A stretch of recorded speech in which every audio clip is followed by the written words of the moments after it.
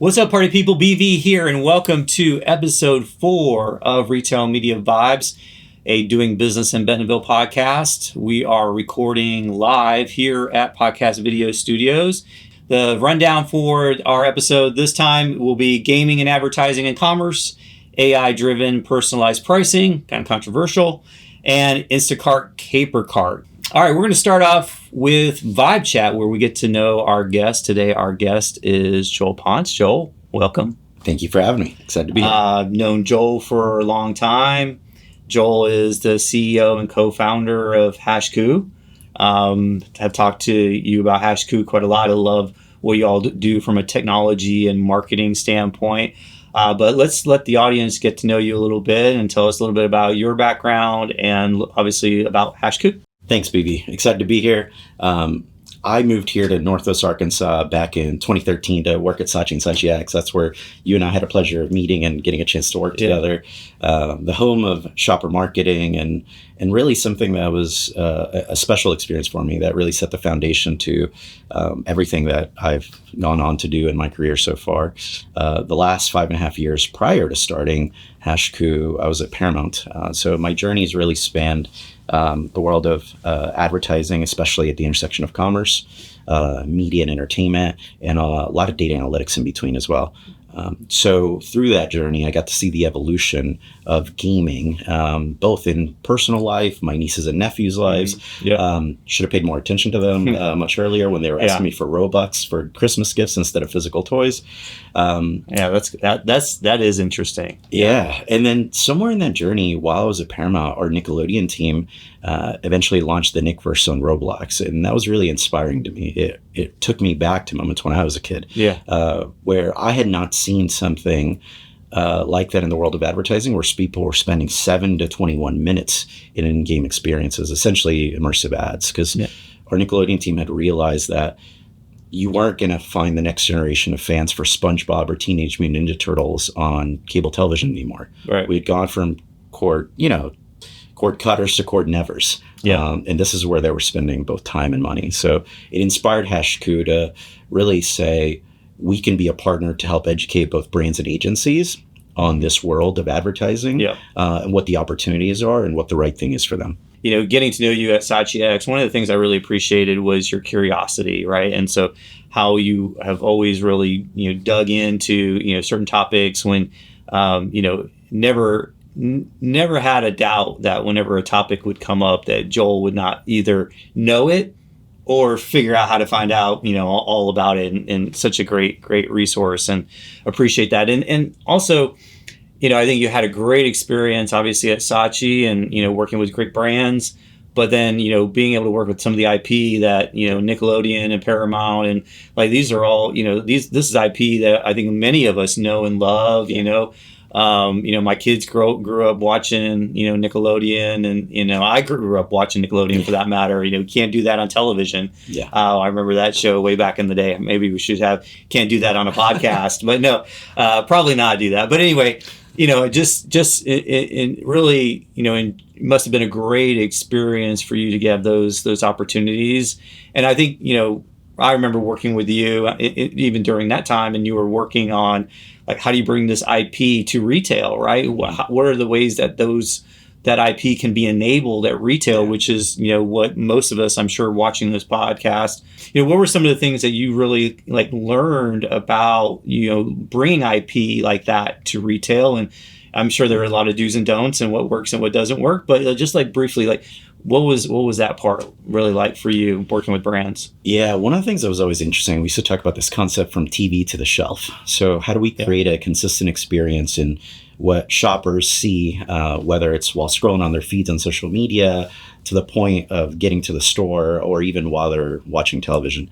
If we could create consistent messaging, whether it's the characters that they see, the messaging that they see, that would allow us to stand out and not get lost in the noise. As we know, I remember my days at Saatchi, we used to always talk about how when a shopper goes to the store, especially a big box retailer, they can often be overwhelmed. And they often end up deselecting a lot of the store, including entire departments sometimes, and they go back to what they're used to. So how do you stand out at the shelf? This is a thing that we ended up doing masterfully because in some ways you provided an opportunity for shopper moms to be the hero of their household by getting to bring a product inside the store that sometimes had their kids' favorite characters on it. Right. Yeah. That sometimes had opportunities for scan to play or different sorts of engagements that she didn't have to pay anything more for that, but it created an opportunity for that child to have a moment of surprise and delight. Yeah, I think entertainment and partnerships with entertainment, have a huge opportunity, and for you to transition that into gaming, right? And so, everyone's time is so fractionalized, like where they spend their time, where they spend their attention, right? And so, if you can find a channel where people are spending a lot of time, and obviously there's an opportunity for commerce and advertising, and we're going to dig into that in more detail in a little bit, but it seems like such a fun transition to go with from IP to getting into this gaming space and, establishing or building Hashku. What are some of the things that Hashku does that you really feel like are really strong parts of whether it be retail or working with brands in that gaming space? Yeah, so at the highest level, Hashku functions as your media innovation partner, really with deep expertise at the intersection of gaming and commerce. And that usually comes to life through in-game integrations, media buys, or even custom content relevant to the gaming space. Yeah. Those are largely the three pillars. Now, what the right mix of those is really will depend on what the brand objective is. Sure, of course. It's a brand plan, driving awareness and consideration. Are we driving ultimately traffic to retail and add to carts? A lot of our job is providing deep expertise and education to our brand partners early on, because as we'll talk about later on, this is still an emerging space, despite the fact that it has a ton of attention and time spent in it. And then beyond that, it's even curating what the right opportunities are for them, because it's a highly fragmented ecosystem.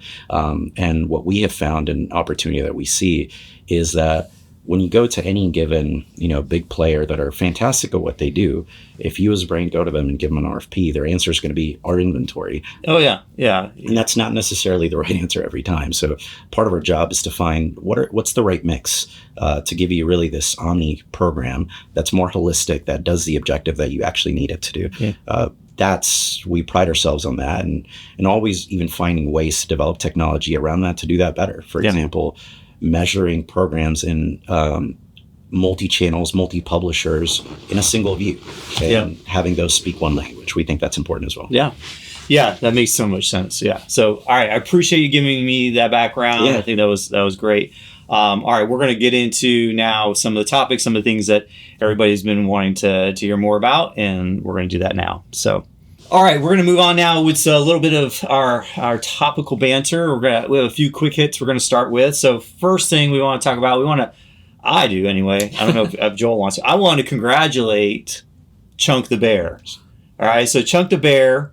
So what I love about Chunk the Bear is a couple of things. One is this bear actually just won a competition to see who could gain the most weight for hibernation. And this is a promotion, I guess. I never heard of this competition before, but this is a competition that they do in Alaska's Katmai National Park and Preserve.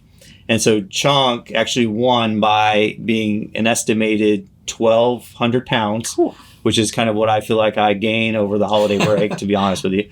But Chunk, one, has a broken jaw and outgained the other bears. Jeez. And the other thing is he came in second 3 times before he finally won. So it feels like those of you that might know this, like the Susan Lucci of this bear competition, which Susan Lucci, she actually came in second on a lot of Emmys. I think it was daytime Emmys in the soap opera category. Anyway, regardless. So congrats to Chunk the Bear. So one of the things, what would be one question you would think about when you would be thinking about this kind of competition? I'm worried about Chunk the Bear. I don't know if he broke his jaw during the competition or prior to the competition. Yeah, that's funny. I wonder how many salmon you would actually have to eat in order to weigh 1,200 pounds. Yeah, it's probably thousands. It's fascinating. Yeah. But one of the things I was thinking about with Chunk the Bear is all right, who weighed the bear? I also wonder how close second place was. Like, is Chunky Yeah, Bear that's true. beating him by a large margin, or? Yeah, it was probably close. It was probably close. But what was funny, because I'm like, all right, how do you get a bear on a scale? They actually used LiDAR, laser technology, in order to basically estimate the weight of the bear. So they track these bears and they weigh them. So about 1,200 pounds is what the estimated weight was. I didn't know you could use LiDAR to get to weight. And I'm glad nobody was injured or killed trying to weigh the brown bears in Alaska. All right. It's amazing. Yeah. All right. So next story we're going to go to is Nike and Costco collab. They are collabing on a pair of Nike Dunks sneakers called Kirkland Dunks. So those of you that don't know, Kirkland is Costco's store brand. These sneakers have like a fuzzy or a fleece-like covering. They've got the Kirkland logo on the heel tab, and I think probably the most fun feature, and this is one of the things I like about Nike Dunks, is they've got the details. Yep. And the details really do matter, but they have a $1.50 hot dog graphic on the insole. So if you take the insole out and you flip it around, there's a little air pack where it's supposed to be cushioning for your heel. It's got the $1.50 hot dog, which that's what Costco is well known for. So I love the detail on this. So Joel, you and I are both into sneakers, and we both love a good collab. What's your take on this collab? I loved it. First of all, my wife actually texted this to me. Oh yeah. So it got her attention, and we're not even Costco shoppers. So this got me to think about Costco, which was interesting. But it also feels kind of like a inside joke or something playful. Yeah. Like if you are somebody that's shopping at Costco and a fan of Kirkland's, this feels like the perfect fun, collectible, playful shoe for you to get. Yeah. And I think there's something interesting about that. I mean, think about all the PR that it's gotten. Yeah. It's gotten a lot more attention than maybe others would have expected. So it's been fun to see. Yeah. I wonder what would be on, like if Sam's Club had a collab, what would be some of the things that I would feel like there would be some blue, right? Blue color. And I think it's always interesting, a lot of times there's collabs with sneaker boutiques and certain brands, and to do that with a store or retailer, to do one with like obviously club mass like Costco is obviously an interesting take. So today I actually have on a collab myself. I'm wearing a pair of Sauconys that are a collab with Dunkin' Donuts. So there's a lot of great detail in these, and it brings out a lot of the key pieces of Dunkin' Donuts. And I'm originally from Boston, and so Dunkin' Donuts means a lot to me. And those of you that are at Saatchi X, you probably know that I've worn these on many occasions, on many a stage at Saatchi X in the past. And so these actually have a good meaning to me. But I just do love the way they brought the collaboration together. So, and you got looks like some super cool kicks on too. Yeah, this is a collaboration Nike did with Artifact, actually inspired by gamer culture. Yeah. And it's this idea of when you go to Fortnite now, actually you can buy sneakers to deck out your character. So they were very early in kind of identifying that as a part of what was happening in the world, and this is a real life representation of it. Yeah, very cool, very very cool. All right, so I could probably talk about sneakers for the whole hour, but that's not why you all have tuned in. So let's move on to another quick hit. So OpenAI just this week announced their ChatGPT checkout. So now you can be in your chat interface on ChatGPT and you can buy products directly. Right now they're starting off with Etsy. Future will be Shopify, and I think once the Shopify thing hits, it will really be a huge opportunity because so many of D2C products are sold through Shopify stores. But it's just really cool because it's just like it's an instant checkout. If you're looking for a product and then you see the buy button, you can just buy and do the entire process there. And so this is really kind of the word conversational shopping. Yeah. Is maybe the term that I think is starting to percolate around this type of shopping. And so what are your thoughts about conversational shopping? It's interesting because when I read this topic, a couple thoughts came to mind. One is it is the element of conversational shopping, but also they emphasize the agentic commerce protocol. Yeah. So you wrote a great article about this recently as well. One of the things that I think about my own purchasing journey, and certainly depends on the category, but when it's a, let's say, high dollar value item, I often go to YouTube to search for in-depth information. I usually get influenced by YouTube. Oh, yeah. Absolutely. Yeah. But in this case, I was like, oh, this could maybe shorten my research process in some cases and also provide really thoughtful recommendations. Now, there is also a question of how much will I trust it, and maybe less at the beginning, more over time. Yeah. One thing I found interesting about their release is that they highlight that these recommendations are not going to be paid for or sponsored. I suspect that will change. Right. I imagine just like every other retail media group in the space, they're going to have their own, offering where advertisers will have the opportunity to participate in a paid way. It's interesting. I mean, I think at its best state, it's you talking to a friend. It's me talking to my cousin and saying, hey, I'm looking for something. What do you recommend? It gives me some choices. And I say, that's great.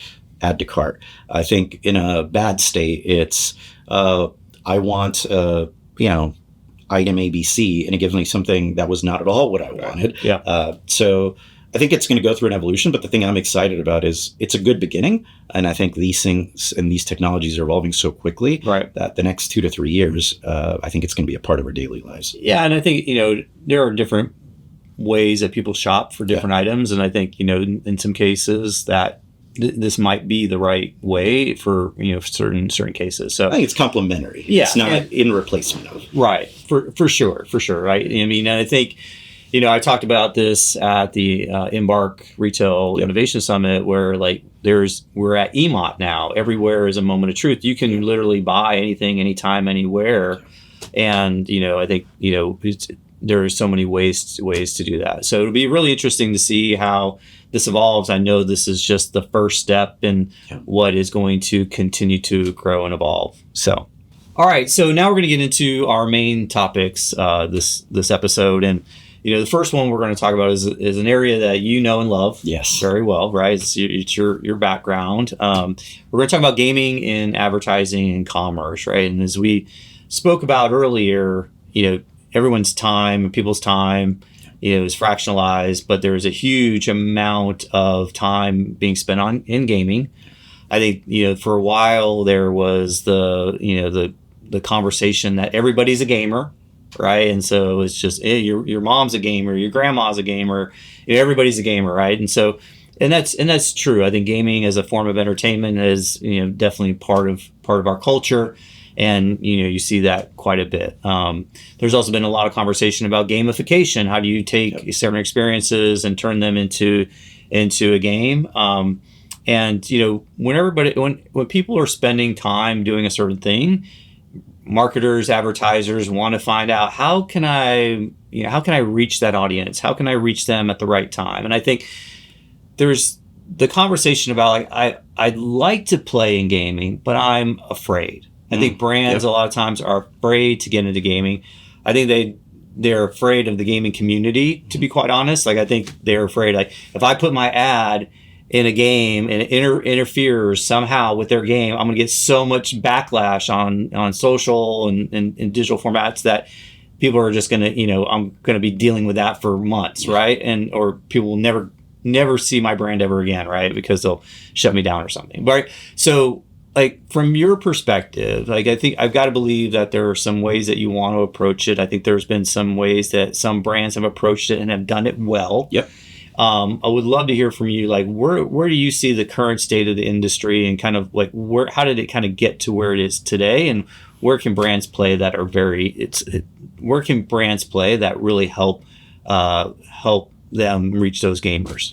Yeah, it's a fascinating topic. Gaming as a category has about as much time spent really across generations, but certainly with Gen Z, millennials, and Gen Alpha. A little bit less so with Gen X, but growing. Time spent is comparable to social. And many advertisers I talk to say, Joel, this has been on our radar for years as a place people are spending time, but we haven't done it for one of a few reasons. One is we don't know where to start. there's a whole lot of things out there. We're not sure where to begin. 2, we're not sure how to do this in a brand safe way or in a way, to your point, that is authentic both to us and for them. Yeah. That's really important. The other one is also, is this right for us, meaning right for our audience? There's a lot of defaulting to it's kids, right? Or sometimes it's kids or a dude in his basement. And there's a lot more than that. So to your point, gamer itself has an interesting moniker and stigma behind it. So what we find is whenever you ask a room full of people, do you consider yourself a gamer? It's like 20 to 30% of the room, if that. Right. But then you ask them, oh, do you play any mobile games? Candy Crush, Words with Friends, Wordle. Way more hands go up. For sure. Or even people that are playing Stardew Valley or Animal Crossing. Like, that's cozy gaming. That's a category of gaming. Cozy gaming. It's a real thing. Really? That's interesting. So part of it is understanding what's happening across the board. It is a form of entertainment, a way that people sometimes disconnect.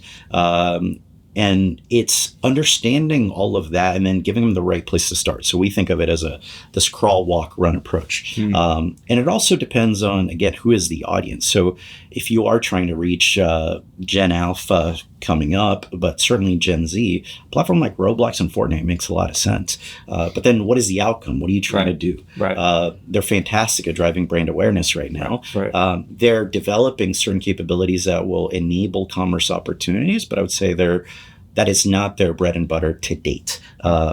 But, for example, Roblox now has immersive commerce capabilities that they've started to roll out. It's in its infancy, but you're starting to see really interesting opportunities where I went and bought something on Walmart Discovered within the game. Yeah. And I got something shipped to my house, but I also got a digital twin as a gift with purchase.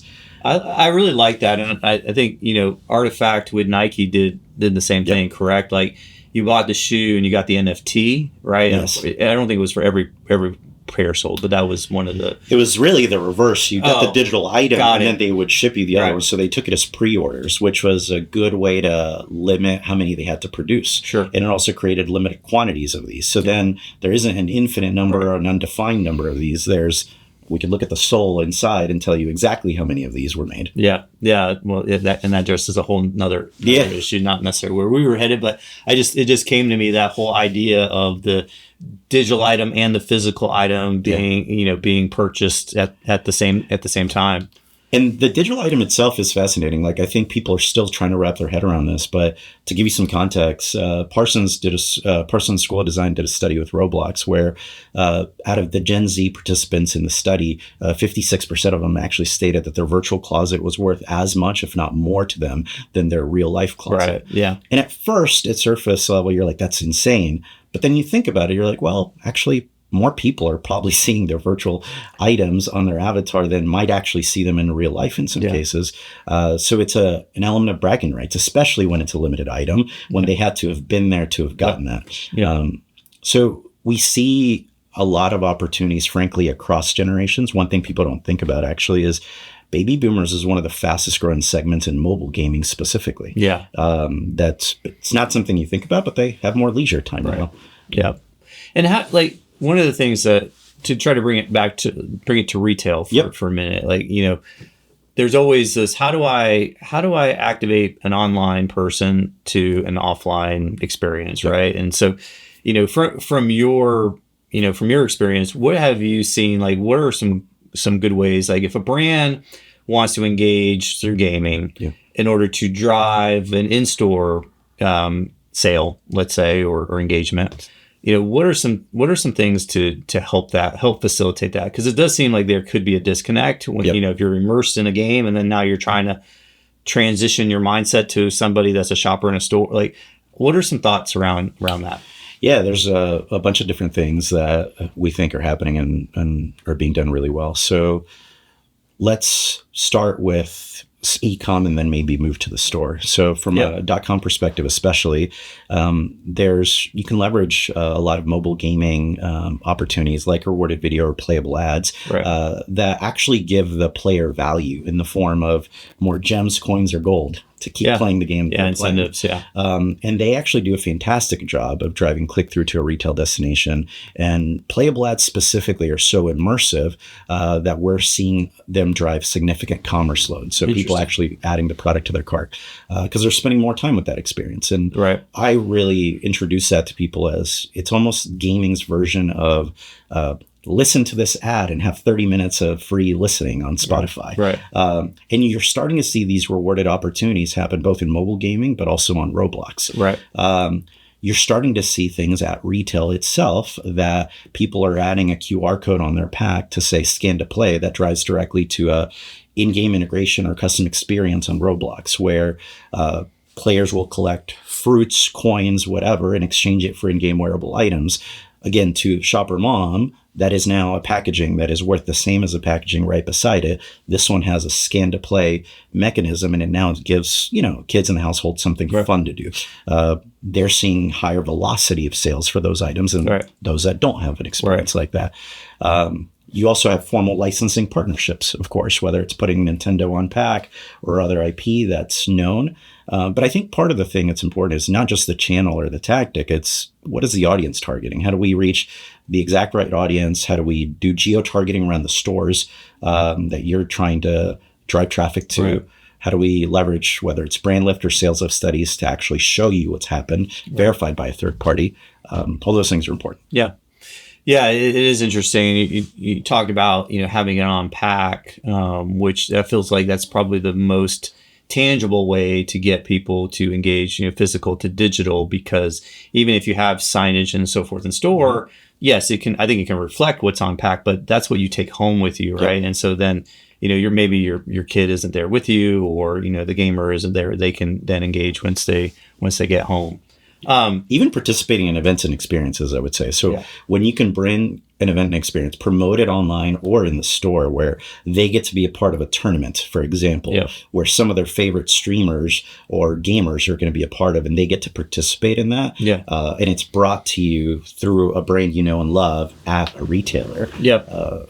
Creating moments and experiences, we think, is a really important opportunity and place that gaming can play in ways that other traditional display or video units cannot. Yep.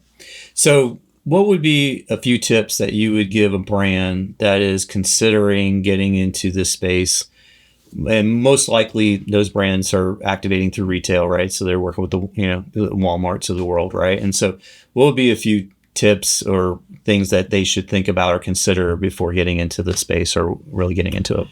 Yeah, I think first and foremost is aligning on who is the audience that you're trying to go after, and really defining where do they spend time in gaming? Why do they spend time in gaming? Like, really take your time to understand that first.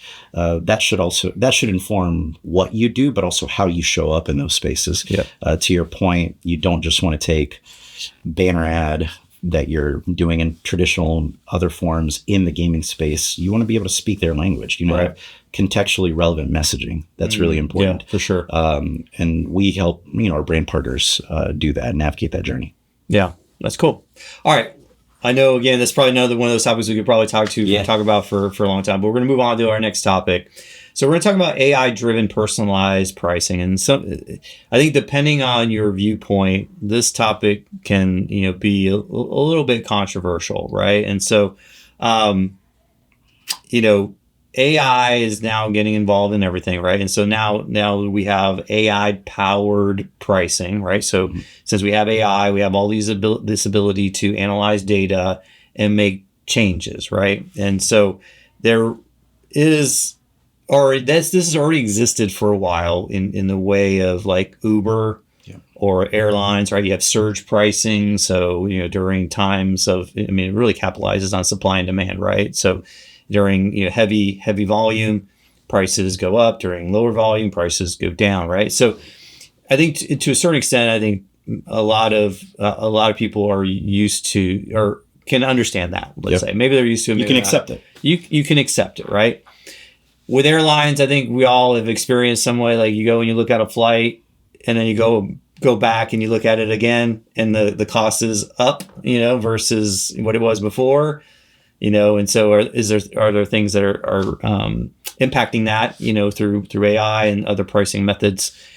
Now, what if you take this to the store, right? And, now we've got, at shelf, we have more digital tags, digital pricing happening at the shelf now, where it feels like there's opportunity to influence those numbers at the shelf right then and right then and there, which,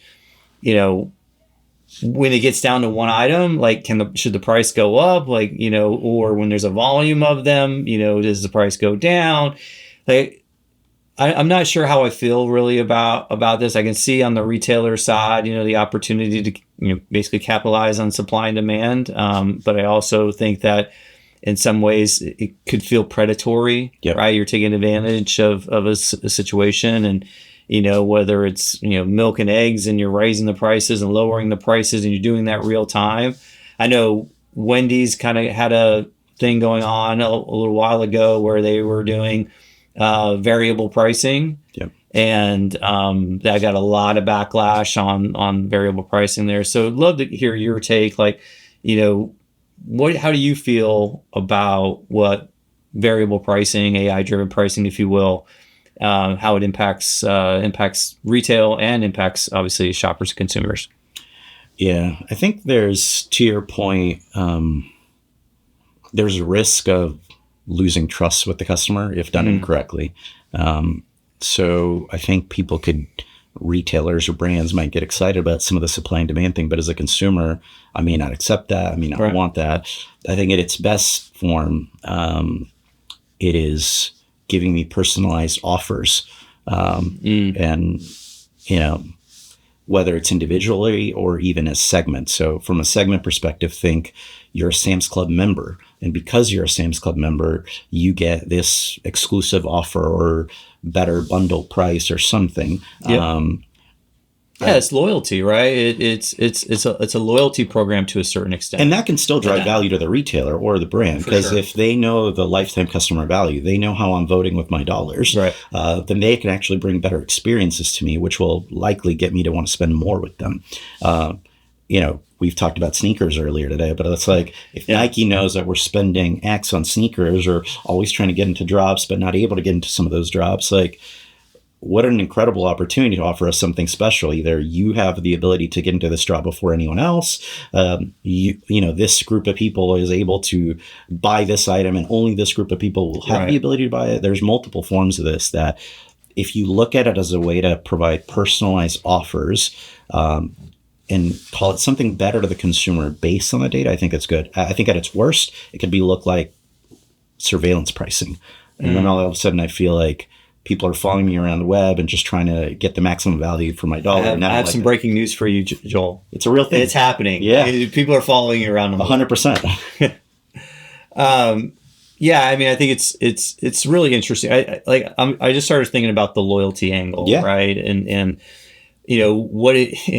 I could see that actually going badly too, right? So what you do is you raise your prices to a high level, and then you give discounts to your loyal shoppers, right? And so it's like, is that even the right thing to do? And do you even trust that the price that they're saying was the original price was trust real? Trust is such. That's what you started with, and I think eroding trust, which is probably the most important thing to have between a retailer and a brand with a shopper, is like that was the great call. I think that is what this is all about, is trust. And I think maybe if you do it in the right way, maybe you tie it into a loyalty program. Again, it seems like we're talking about Nike a lot in this show, but like for me, I've been a Nike member since 2007. I don't see any better benefit for being that member and spending Lord knows how much money with Nike over that period of time than anyone else. And that's disappointing to me, right? But I don't think I pay more or less when I go to Nike.com than anybody else that has the same access. But maybe I should. If they could tap into who Nike customers are and offer them certain deals and discounts, that could be interesting. And I think we're moving in that direction. Right. Yeah. So when I was at my former the agency I was before Saatchi, when I was at the marketing arm, one of our clients was JCPenney. And, JCPenney basically conditioned their shoppers to wait for a coupon code every week. And that's what we do. We were sending text messages to their loyalty customers about a coupon code that they can go and they go shop. And so Then I can't remember the name of the CEO at the time. He said, "We're not going to do that anymore. We're going to stop."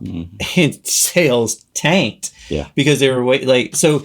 In a scenario where now we have these dynamic pricing, and then you get people used to that variability, do you really do you really have an impact on that customer to really shop with you only when things are in their favor, right? And not be that loyalist that, you really want them to be? Yeah, it's a great question. I think in general, it's part of the reason why under this topic, I think about even beyond personalized pricing and more personalized offers. Yeah. Because I think offers it doesn't have to be a lower price. It could be, a brand telling you about their new Halloween items or their new Christmas items. And, maybe I want to know about that or have access to purchase it first. That only works in some categories, of course, but I think when you think about it beyond pricing, I think it gets really interesting. Yeah. And that's where I think maybe the opportunity isn't really necessarily the dynamics around the actual price at the shelf, but what the opportunities are for your loyalists using AI in order to know their purchase behavior and their propensity for other opportunities. And, in the space of digital, we talk about, discovery a lot. Like, here's an opportunity, like, who your loyalists are, so why not give them an offer at a specialized price? Well, this probably bigger combo as well, but even what is the right message to reach out to them versus somebody else? Like, right message, right place, right time. I think AI is going to enable all this, not just the pricing, not just the offers, but like your ads might look very different than mine, and they might say something different to you than me based on what we've purchased or reviews online or something like that. Yeah, for sure. All right, we're going to pause on that topic now, and we're going to move on to our third topic today, which, does still talk about in-store, right? So we're going to talk about Instacart Caper Carts, which is, a technology that, I don't know, for some reason I was enamored with when I was at CES back in January this year. I had a chance to experience a Caper Cart, and I really found some of the things that the Caper Carts were doing were really, really interesting. So for those of you that don't know, Instacart acquired a company called Caper AI back in 2021. And they basically have built a smart cart, if you will. And those have different sensors. It has a scale, has a lot of interactive components to that cart in order and a little screen to help facilitate that shopping experience in a store.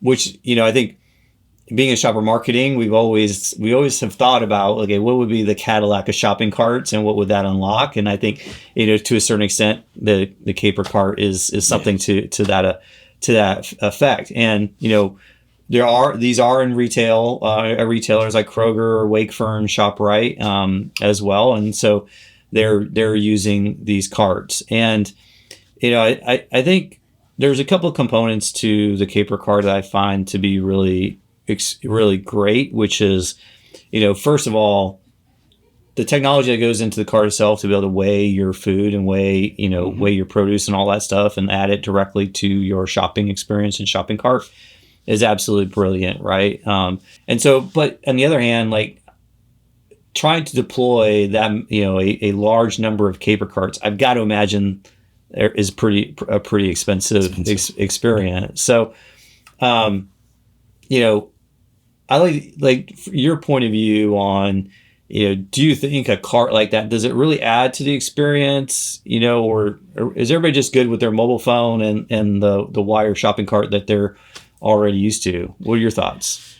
I think it's fun. I've never done it myself. The idea of it sounds interesting, and there's definitely moments that I could see that actually being helpful. Right. Like there's times that I want to know where a certain item is in the store, and I have to go find somebody in the store to tell me. And sometimes they're right and sometimes they're not. So the fact that it would be aware of what aisle I'm in, and maybe I can even somehow tell it what my shopping list is, like things like that I get excited about. I think they're interesting. I think a lot of value will go to the retailer, of course. I think early tests that they're showing are people are spending more. There's more loyalty. And I mean, I went to, Fresh Market yesterday, and I saw they had an offer of like buy 2 chocolate bars and you get a better deal than one. That's not even with a caper card. I bought 2 chocolate bars. Well, like, sure. What if I was in any given aisle, and because it knows what I'm putting into the cart, it gives me relevant offers that I may not have been aware of. I could see that being value to the shopper, but also driving higher carded value. So it's going to be incredibly expensive to do. I don't know the economics behind it, but sure, maybe through monetizing the ad inventory. What? Getting increased. They have ads? Yeah. Getting increased basket sizes, and maybe even more like people on a loyalty program. Maybe that actually equates to, maybe it's a wash and that's enough for it to be a win. Right. Yeah. I just wonder, would you shop at a store specifically because it had we'll call it a smart cart, a smart cart, like a caper cart? Would you shop there over shopping somewhere like, a mass Personally, retail? I wouldn't. I wouldn't make a decision to go to a place because of that versus not. Yeah, it's so frustrating to me when I go to a different Home Depot or different Lowe's than I'm used to going to. Yeah. And so having something to help with the wayfinding. And I know if you look it up on your phone, you can go through the app. It'll tell you what aisle things are. There's something interesting about it. Like, it's just here and it's on the screen. I'm adding products to the cart. So I think it's helpful, but I think it would help my experience. I don't know if I would choose to go to the retailer for it. Right. Yeah. Especially if I eventually realize every time I go, I spend more than I want to. Well, if we can tie that previous topic into this topic, like, if you have that cart, right, and it knows where you are in the store, it could provide additional incentives. I mean, or it could detect you're next to it and change the price at the shelf right before you're about to put it in your cart. Who knows? But I think it's like an in-store cookie. Yeah. Like, it's following you around. It knows what you're doing. If nothing else, it's a really expensive but probably compelling data research project. Yeah. My feeling about where the opportunity would be for Caper Cart and Instacart specifically would be to, build all of that technology into your app, into your phone app, right? Of course, the sensor piece is going to be, the scales and stuff. That's not really going to be possible unless, I guess, maybe if you have LiDAR, maybe you can, right, from the bears, right? Maybe you can use LiDAR to figure out how much something weighs. But bring it into your device, right? And then really bring that, because I think it's like more of an immersive shopping experience when you have when you have the Caper Cart, in order to tie that into your shopping journey within the store, your list and your gamification and all that. Like, why can't you just bring that into your mobile device and bring that experience and let that be the way to do the same thing, and then you can scale that much, much faster. It's funny because even as you say that, I was like, a cart that just has space for your phone to go in there, and you upload the app, and then your phone is that's good. Yeah, significantly reduced cost, and you're opting in to do it at that point. You're maybe not going to get the weight, but you get 80% of the benefit. Yeah. We'll see how Caper Carts and other smart carts get adopted and what impact they have on shopping. So, all right. Well, we're going to move on now to our vibe check. All right, now it's time for Vibe Check, which is our game time. And so we're going to play our game, Bold Vibe. So, Joel, I'm going to throw out a thought, a little sentence here. Might be a trend, it might be something totally random, might be something that we talked about.